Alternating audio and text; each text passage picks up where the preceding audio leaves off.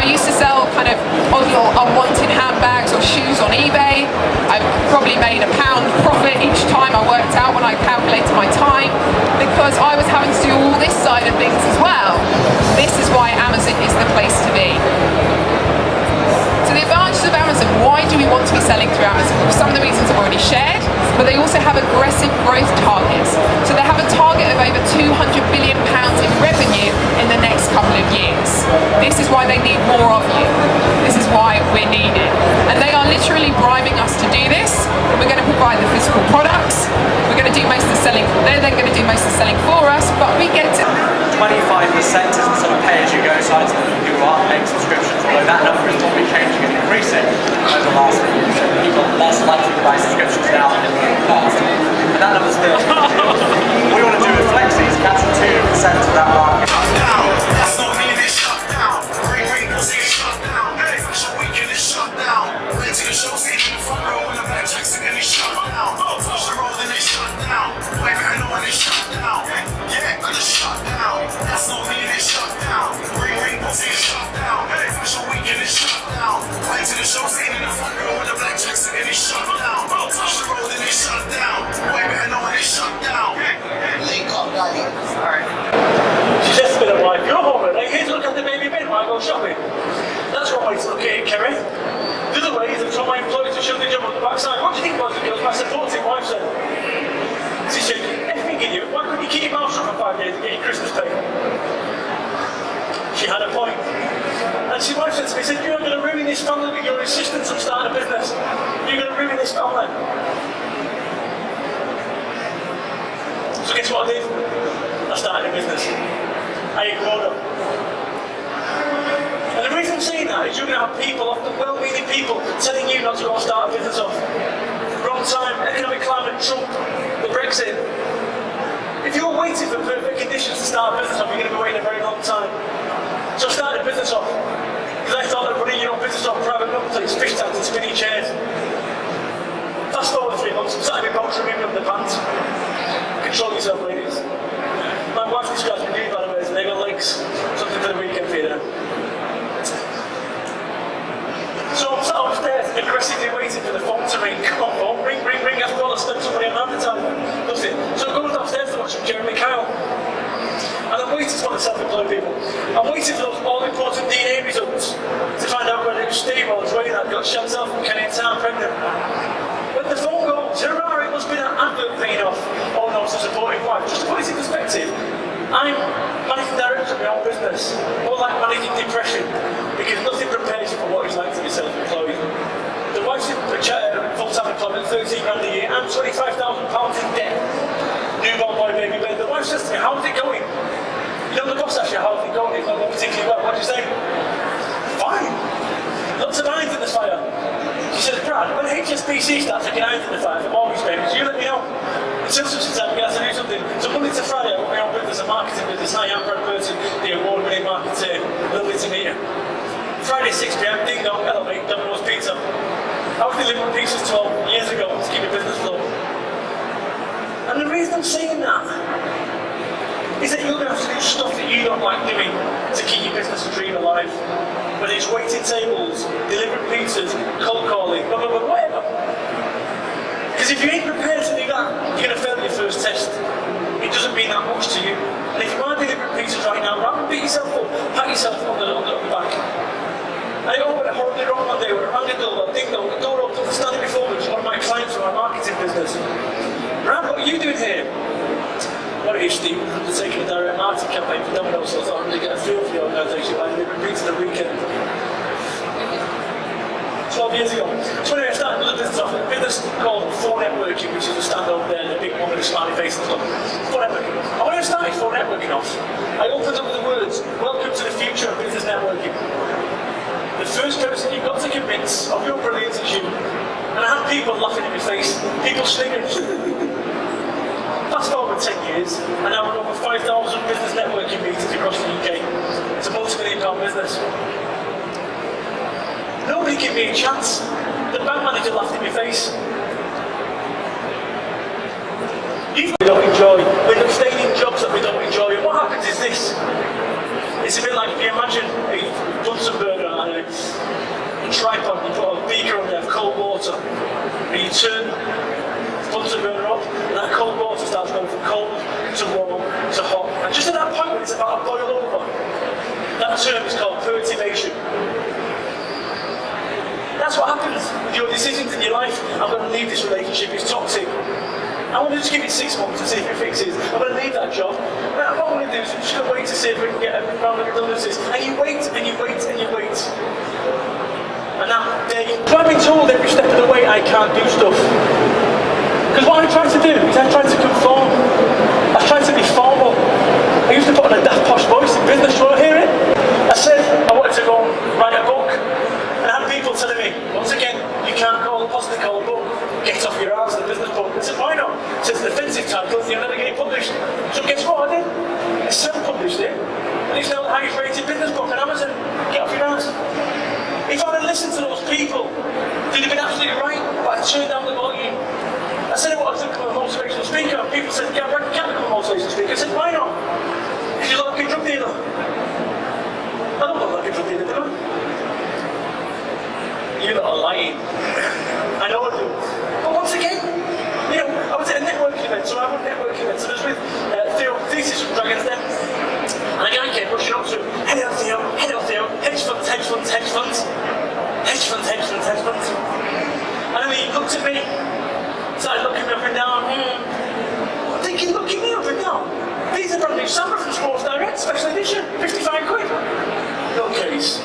He says, oh, what do you do, young man? I said, here we go. I says, I'm a builder. And what do you build? Big fuck off national businesses, how are you doing? Do yourself a favour in life. Do yourself a favour in business. Never underestimate anyone. Never overestimate anyone. Based on the card they've got, stop looking at people with palm knots on their heads. Start treating everyone the same with respect. See, I see too many people selling themselves out. Hello, Lord Sugar, I'll do whatever it takes to work with you. Shut up. You know the problem is with selling yourself out for money? The problem with selling yourself out for money? The selling out lasts forever, the money doesn't. The door's not like, guess who's coming? And I'd walk down the stairs, and everyone would look around. Oh, Brad, look what you've achieved so much. What's all this shit? I'm from Salford, Manchester. Right? Where did that dream come from? That's not my dream. But I had that locked in. And this is what you've got to do. Lock in your dream. Lock in your dream. So now I've got a 5-bedroom house over in Somerset. And when I moved into that house, it was interesting. The parish store, who's the drug dealer? I'm not a drug dealer, honestly. I've written a book called Get Off Your Arse, I'm a drug dealer, sorry. But I've got a 5-bedroom house now. 5-bedroom house. And I have one room that I don't go in.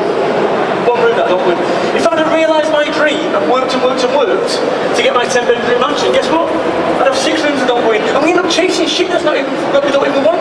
You know, my life's going to be good when I get a 40-inch television. And then you get a 40-inch television, you go, my life's going to be good when I get a 50, and then 60, and then 70, and then 80. It never ends.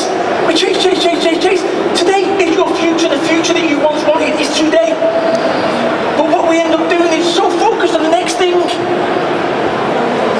And there's a price to pay for success. I ended up with it. Success. I was ill. I was so focused on goal focused. My priorities were 1, 2 and 3. My priorities were business, family and health. Just think about your priorities right now. 1, 2, 3. Oh, business, family and health. Because I was so focused on business that I forgot about my family. That I forgot about my health. And I ended up with a nervous breakdown. And we had a divorce lawyer all booked. But we've got a multi-million-pound business. Big round of applause for that. No, I'm joking. There's nothing clever about that.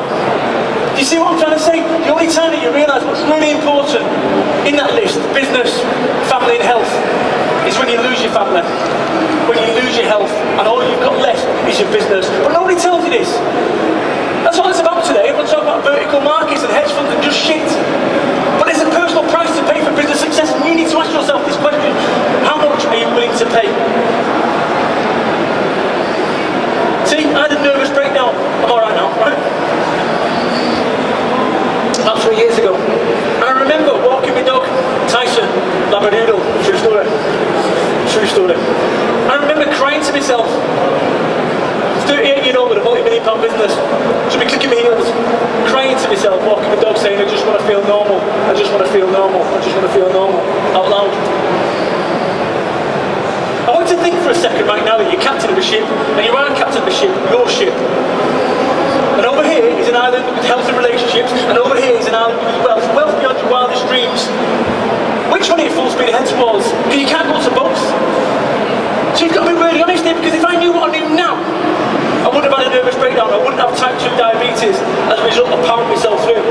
5 Red Bulls a day, KFC 3 times a week, still like gravy. Oh, don't you worry about that. Biggest laugh of the day for gravy, KFC, what's going on? Seriously, I found the level. But you see what I'm saying? But we never take stock. The only time that we ask that question, now what? The only time in our life that we ask that question, now what, is when you have a nervous breakdown, when your family are leaving, when you're ill, We never ask it normally. And people under stress don't make good decisions. People under stress don't make good decisions. So that's what you need to do. Ask yourself that question, now what? Right now. Me and my wife never did get divorced. It was one day away. One day away. But I realised something, that I put my priorities down. More important, I put my health first, my family second, my business third.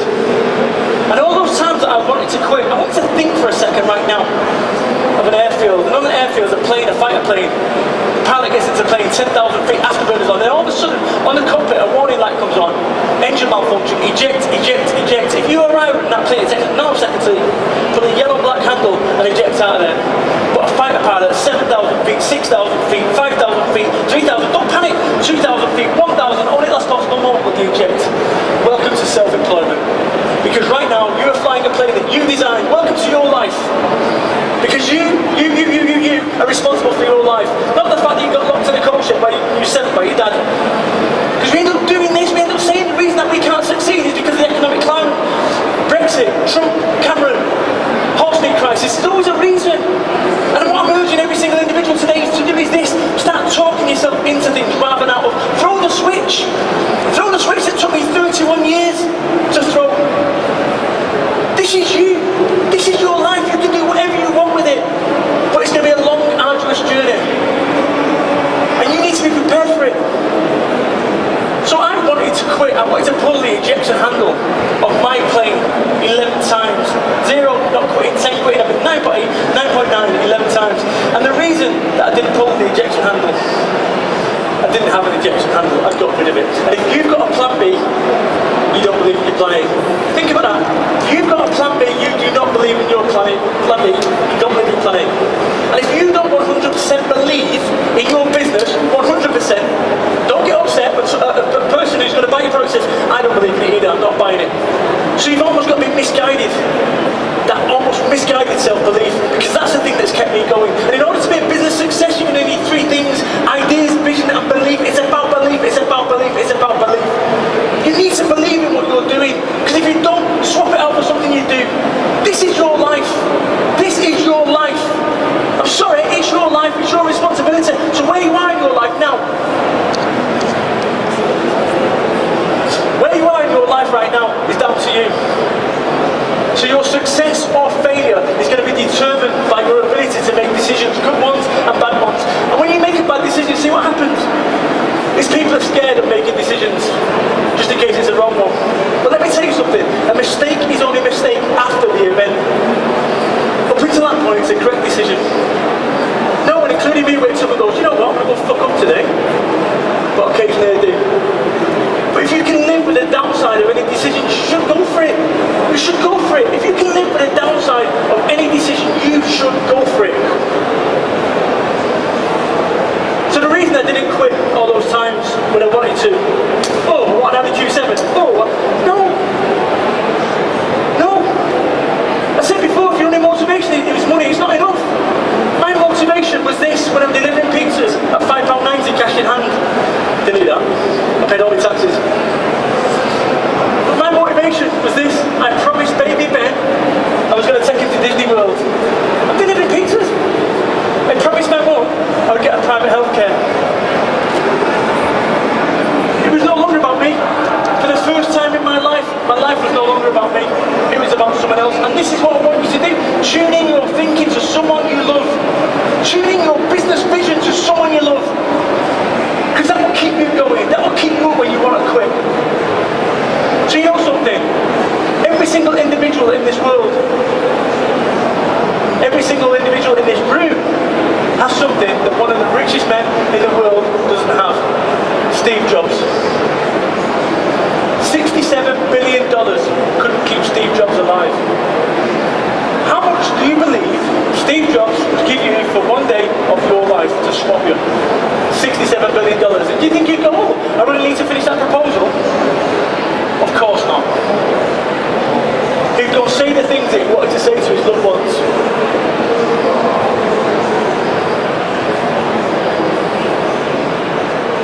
You know, having nearly lost it all, the mental health, the family, the business, I realised the importance of family. I realised the importance of health. And it's so far down the pecking order for each of us because we're so focused on business success at any cost. You don't have a business if you don't have your mental health. See, mental health is more valuable than financial wealth. And the only time you realise that is when you're crying, walking your dog Tyson going, I want to feel normal, I want to feel normal. Right? Because I wouldn't have listened to me either if I'd been stood here and I'd been sat there. I wouldn't have listened to me, but I'm urging every single individual in this room, I don't care what your dream is, by all means go for it. Go for your dream, I went for mine. And for the last 8 years, I've taken my kids to Disney World. Oh yeah. It wasn't about me, because if it was, I'd be out getting pissed every night. But every single day, people, you go to a ticket machine and you press a button and the tickets come out, price ticket, and you get the opportunity to spend that price ticket how you want. No. Like, now what? You get the opportunity to spend that ticket how you want, your price ticket. And you can choose to spend it whinging about your life, miserable, or you can choose to spend it with something positive, do something positive with your life. Because one day we're going to go to that prize ticket machine, press a button, and no ticket's going to come out. And we're going to go, oh, well, I want some more tickets. What do you imagine? From here to the back of this room, all you've got to do to get your dream car, you just walk up and somebody's got your keys. Oh, lovely. Imagine if you just had to walk barefoot from there to there to get your cars, and it's got glass and molten lava. You get about 3 steps in and go, this is a bad idea. If, however, your family needed saving, no one would hesitate. And that's what I did. I tuned my mission, not into money. I tuned my mission into the right things for my family. Because in my dream,